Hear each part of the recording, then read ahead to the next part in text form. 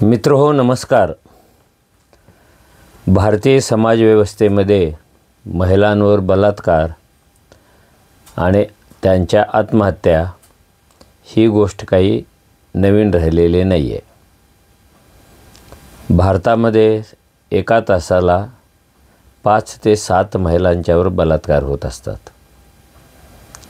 अर्थात हे नोंदवले गेलेले गुन्हे आहेत। बलात्कार झाला पण गुन्हाच नोंदवला गेला नाही अशा घटना खूप आहेत। ज्या नोंदणीकृत झाल्या अशा घटना एका तासाला 5-6 घडतात। त्यातही महाराष्ट्रामध्ये हे प्रमाण जास्त आहे, मुंबईत हे प्रमाण जास्त आहे आणि हळूहळू ते ग्रामीण भागात पण वाढत चाललेलं आहे।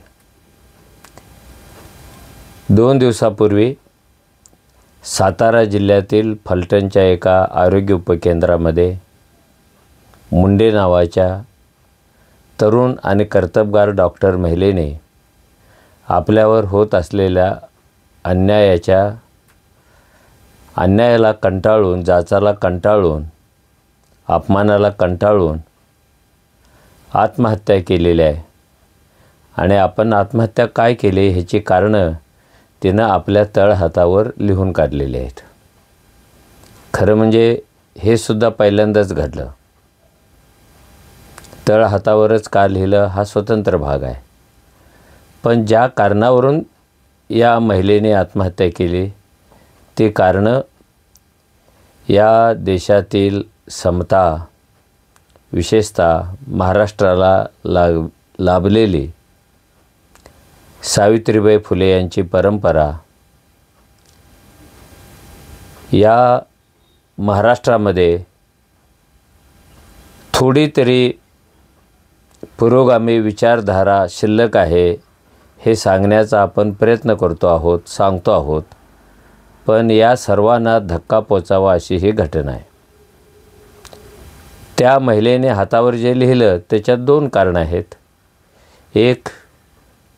एका PSIने किंवा APIने तिच्यावर 4 वेळा बलात्कार केलेला आहे आणि त्या महिलेने लिहिले तसं थेट रेप असं। त्या अधिकाऱ्याला मदत करणारा दुसरा एक कार्यकर्ता आहे जो ती जिथे भाड्याने राहत होते त्या घरमालकाचा तरुण मुलगा आहे। तो सातत्याने छळ करायचा आणि या जाचाला कंटाळून, या अन्यायाला कंटाळून तिनं आत्महत्या केली। वरवर पाहावं तर हे बलात्काराचं प्रकरण दिसतं, पण त्याच महिलेने यापूर्वी 2 पत्र वरिष्ठ पोलीस अधिकाऱ्यांना लिहिलेले आहेत आणि चौकशी समितीला पण लिहिलेले आहेत। या पत्रातला आशय जर पाहिला तर बलात्कार हे जसे कारण होतं तसं व्यवस्थेकडून होत असलेला मानसिक छळ, एका महिलेचा मानसिक छळ हे पण एक कारण होतं। त्या महिलेने म्हटलेलं आहे की रात्री अपरात्री पोलीस येतात आणि त्यांना पाहिजे तसा गुन्हेगारांच्या बाबतीत रिपोर्ट मला लिहायला सांगतात। मी नाही लिहिला तर मला जातीवाचक शिव्या देतात, अपमानास्पद वागणूक देतात। या संदर्भात मी पत्रव्यवहार केला पण मला काही उत्तरच मिळालं नाही। माझ्याशी कोणी खुलासाच केलेला आहे आणि हे मला आता असंही झालेलं आहे। हे तिनं पत्रात जसं लिहिलं तसं नातेवाईकांना सांगितलं, तसं भावानं सांगितलं आणि हे सगळं घडत असताना, रोज घडत असताना आपली पोलीस व्यवस्था, आपली आरोग्य व्यवस्था काय करत होती हा एक महत्त्वाचा प्रश्न उपस्थित होतो। म्हणून मी म्हणालो तसं वरवर पाहता हे शारीरिक छळाचं, लैंगिक छळाचं प्रकरण जसं वाटतं तसं याच्या खोलात गेल्यानंतर तुम्हाला तिथे राजकारण सापडतं, भ्रष्टाचार सापडतो, कायद्याचं उल्लंघन सापडतं आणि महिला अधिकाऱ्यांना त्रास देण्याची एक वृत्ती पण आपल्याला दिसते। तर हा कोणता पुरोगामी महाराष्ट्र आहे की जो एका कर्तव्यदक्ष अधिकाऱ्याला आपलं काम नीट करू देत नाही, त्याच्यामध्ये अडथळा आणतो। त्या महिलेनेच पत्रात लिहिलेलं आहे की कुणीतरी एक खासदार, कुणीतरी एक आमदार तिचे PA दबाव टाकण्यासाठी यायचे आणि आम्हाला हवा तसा रिपोर्ट द्या असं ते सांगायचे। आता यालाच राजकारण आणि गुन्हेगारीकरण यांची मैत्री असं म्हणतात आणि महाराष्ट्रात गेल्या 2 वर्षापासून प्रत्येक गावामध्ये ते आपल्याला दिसते. जेवढे गुन्हेगार मोठ्या आयटीत फिरतात ते कोणत्या ना कोणत्या पक्षाचेच आहेत. त्याला बीड अपवाद नाही, त्याला नाशिक अपवाद नाही, त्याला पुणे अपवाद नाही, त्याला मुंबई अपवाद नाही किंवा त्याला कोल्हापूरसुद्धा अपवाद नाही. ज्या समाजव्यवस्थेमध्ये राजकारण आणि गुन्हेगारी यांची मैत्री होते तो समाज मागे मागे जायला लागतो, संविधानापासून दूर, नैतिकतेपासून दूर, समाजसेवेपासून दूर जातो. आता मूळ परिस्थिती ही अशी आहे आणि त्याच्यातून अशा सगळ्या दुर्घटना घडायला लागलेल्या आहेत. अगदी हुंड्याचा बळी जरी घेतला तरी त्याच्यामध्ये आरोपीच्या बाजूने कोणीतरी राजकारणी उभा आहे. विनयभंगाची घटना घेतली तर कोणीतरी राजकारणी छत्री घेऊन त्या गुंडाला सांभाळायला उभा आहे.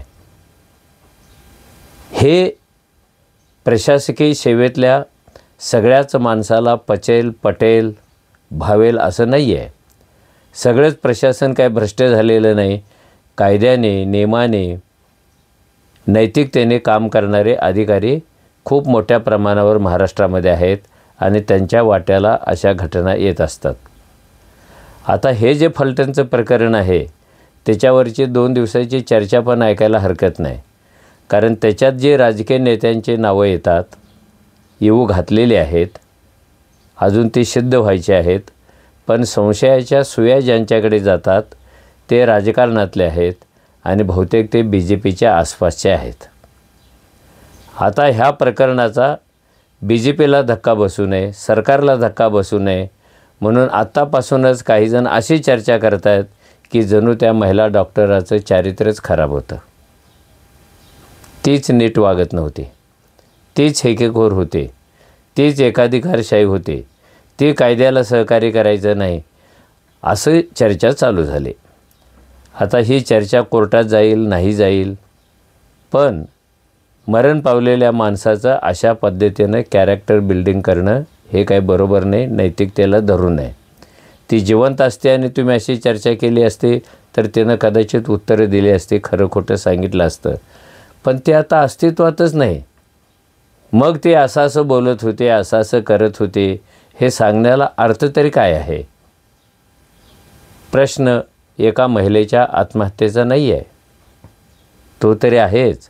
पण सगळ्यात महत्त्वाचा प्रश्न असा आहे की आपलं प्रशासन कोणत्या दिशेनं चाललेलं आहे, आपलं पोलीस खातं कोणत्या दिशेनं चाललेलं आहे, आपली समाजव्यवस्था कोणत्या दिशेने चाललेली आहे, ह्याचा एक अलार्मिंग वाटावा असा हा प्रकार आहे आणि त्याचा आत्ता तरी कुणीतरी विचार करत नाही आहे. म्हणजे आत्महत्येला 40-40 तास उलटतात पण मुख्य आरोपी पोलिसांना सापडत नाही.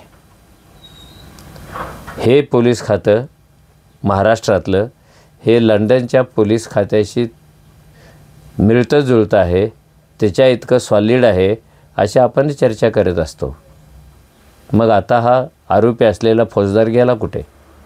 तो सापडत कसा नाही? हा पण प्रश्न आहे. पोलीस खात्याच्या ह्याच्यामध्ये बदनामी आहे. जे पोलीस अधिकारी जनतेच्या रक्षणाच्या शपथा घेऊन वर्दी घालतात तेच जर बलात्कारात अडकले असतील तर काय करायचं? म्हणून मी सुरुवातीला म्हणालो बलात्कार ही महाराष्ट्रात काही आता नवीन गोष्ट राहिलेली नाही. आपल्याला आठवत असेल तर पोलीस ठाण्यातच पोलिसांनी महिलांवर बलात्कार केल्याची आपल्याकडे नोंद आहे. शेतात बलात्कार, धर्मस्थळात बलात्कार, शैक्षणिक संस्थात बलात्कार, बागेत बलात्कार, अशी कोणती एक जागा सुटलेली आहे की जिथे अशा अनैतिक घटना घडत नाही आहेत आणि त्या दाबल्या जात नाही आहेत. एका अधिकाऱ्यांनी सांगितलं की आपल्याकडे बलात्काराचे गुन्हे मुळात खूप कमी नोंद होतात, पण जे नोंद झालेले गुन्हे कोर्टात जातात त्यात शिक्षा होण्याचं प्रमाण हे 3-4% वर जात नाही आहे. हा ट्रेंड असाच राहिला तर एक दिवस इथल्या सगळ्या व्यवस्थांवरचा विश्वास कमी व्हायला लागेल आणि मग त्यातून कदाचित आपण अराजकतेकडे जाऊ, बळी तो कानपिळी याच्याकडे जाऊ. जर प्रत्येक व्यवस्था स्वतःला पाहिजे तसं कायद्याला झुकवायला लागली तर न्याय कोणाकडे मागायचा हा प्रश्न तयार होईल. त्यामुळं मुद्दा हा आहे त्या डॉक्टर कोण होत्या, त्या कशा होत्या? त्यांनी सगळ्यात मोठा केलेला गंभीर आरोप आहे तो म्हणजे बलात्काराचा, मानसिक छळाचा, तिच्याबरोबर चिटिंग झाल्याचा. हे सगळे आरोप म्हणजे तिच्या आत्महत्येचं कारण ठरलं. खरं तर याला खुनाचा गुन्हा मानलं पाहिजे, पण अजून ते कलम काही लावत नाही आहेत. खुनाचा प्रयत्न करण्याबद्दल प्रोत्साहन दिलं असा गुन्हा लावतात. हा मर्डरच आहे आणि हा मर्डर माणसाचा नाही आहे, इथल्या नैतिक परंपरेचा हा मर्डर आहे, कायदा आणि सुव्यवस्थेचा मर्डर आहे. आणि अशा घटना कोणत्याही चांगल्या पुरोगामी विचारी समाजाला परवडणार नाही आहेत. याचे दूरगामी परिणाम खूप होतात. एकीकडे आपण म्हणतो प्रशासनात महिला वाढल्या पाहिजेत, मेडिकलमध्ये वाढल्या पाहिजेत, राजकारणामध्ये वाढल्या पाहिजेत, त्यांच्यासाठी राखीव जागा पाहिजेत. पण ही राखीव जागांची रिंगणं जर असे अन्याय अत्याचाराने भरत असतील तर ह्या सगळ्या सोयीसवलतींना तर काय अर्थ आहे? महिलेच्या दृष्टीनं सगळ्यात महत्त्वाची गोष्ट असते आत्मसन्मान, सेल्फ एस्टीम. तिचं पद कोणतं आहे, तिला पगार किती आहे, तिला सवलती काय मिळतात, तिचा बॉस कोण, तिच्याकडे कोण येतं जातं, ह्या सगळ्यापेक्षा तिचा आत्मसन्मान हा सगळ्यात महत्त्वाचा असतो. आणि तोच टिकवण्याची व्यवस्था आपल्याकडे दिसत नाही. ही खूप खेदाची गोष्ट आहे. आपण त्या दिशेने विचार करायला पाहिजे असं मला वाटतं. धन्यवाद.